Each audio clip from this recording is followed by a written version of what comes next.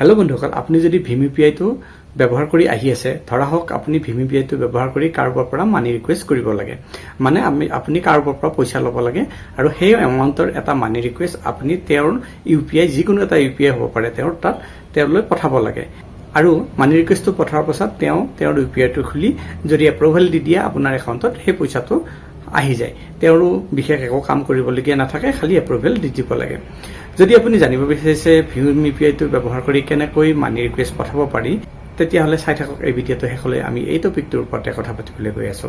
নমস্কাৰ বন্ধুসকল, মই প্ৰণৱ আৰু স্বাগতম জনাইছো মোৰ ইউটিউব চেনেল ডিজি ৱৰ্ক অসমলৈ।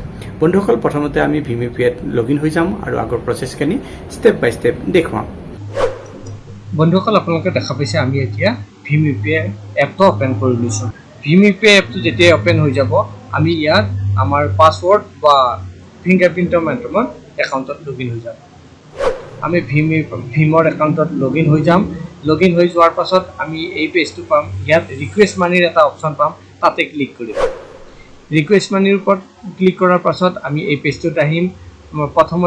প্ৰথমতে ফেভাৰেট অপশ্যনটোৰ ওপৰত আহিম, কিন্তু ন' ফেভাৰেট ফাউণ্ড দেখুওৱা আছে, কাৰণ আমাৰ কোনো ফেভাৰেট লিষ্টত নাম ভৰাই থৈ দিয়া নাই। সেইকাৰণে এতিয়া আমি কণ্টেক্টছৰ ওপৰত ক্লিক কৰি দিম। কণ্টেক্টছৰ ওপৰত ক্লিক কৰাৰ পাছত ওপৰৰ যে চাৰ্চ বাৰডাল আছে, তাতে আপুনি যিকোনো এজন আপোনাৰ কণ্টেক্টৰ পৰা যিকোনো এটা নম্বৰ আপুনি চিলেক্ট কৰিব পাৰে, য'ত পইচা আপুনি পঠাব লাগে, য'ত আপুনি পইচাৰ কাৰণে ৰিকুৱেষ্ট পঠাব লাগে, বা আপুনি তেওঁৰ ইউপিআই আইডিটো ইয়াত ভৰাব পাৰে। এতিয়া কোনো নম্বৰৰ এগেইনষ্টত ইউপিআই আইডিটো মই নাজানো, গতিকে ইয়াত ইউপিআই আইডিটো মই লিখি দিম, তাৰপিছত ভেৰিফাইৰ ওপৰত ক্লিক কৰি দিম। এতিয়া দেখিছে আমি ইউপিআই আইডিটো ইয়াত ভৰাইছোঁ। এতিয়া ভেৰিফাই ওপৰত ক্লিক কৰি দিছোঁ।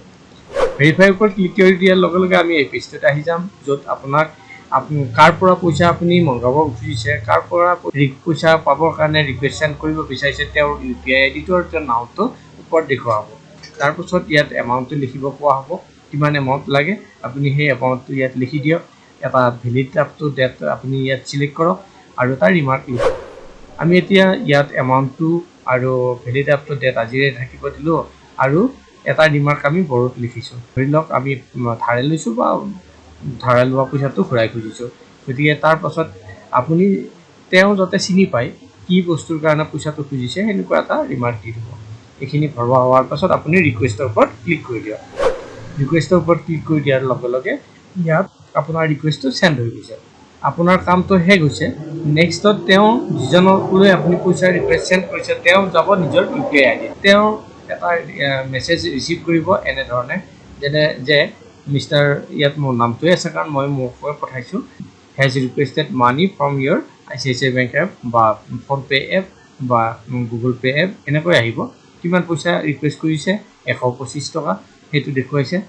এতিয়া তেওঁ নিজৰ ভীম ইউপিআই বা গুগল পে', ফোনপে' যিয়েই তেওঁৰ ইউপিআই নহওক, তাতে খুলিব।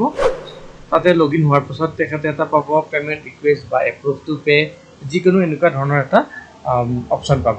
আপুনি অকণমান চাৰ্চ কৰি ল'ব কি অপশ্যন ওলাই আপোনাৰ ইউপিআইটোত। গতিকে পে'মেণ্ট, ইয়াত ICICI বেংকত পে'মেণ্ট ৰিকুৱেষ্টটো অপশ্যনটো আহিব। পে'মেণ্ট ৰিকুৱেষ্টৰ ওপৰত যাব, তাৰপাছত এইটো ৰিকুৱেষ্ট এনেকৈ পাব। তেওঁ যদি পইচাটো দিব বিচাৰে তেতিয়াহ'লে একচেপ্ট কৰিব, নহ'লে ৰিজেক্ট কৰিব। আমি ইয়াত একচেপ্ট কৰি দেখুৱাম, একচেপ্ট কৰিম।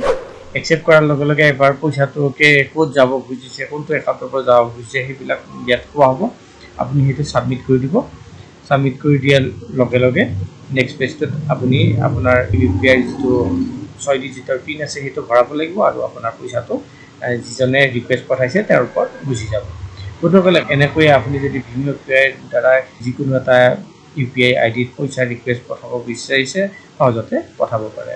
আশা কৰিছোঁ এই ভিডিঅ'টো আপোনালোকৰ পচন্দ হৈছে। কেনেকৈ আপুনি ভীম ইউপিআইত গৈ মানি ৰিকুৱেষ্ট পঠাব পাৰে যিকোনো এটা ইউপিআইত, সেইটো জানিব পাৰিলে। যদি এই ভিডিঅ'টো পচন্দ হৈছে, ভিডিঅ'টো কৰক লাইক আৰু চেনেলটো ছাবস্ক্ৰাইব কৰিবলৈ নাপাহৰিব। পুনৰ লগ পাম আন এটা ভিডিঅ'ত। তেতিয়ালৈ বন্ধুসকল, নমস্কাৰ।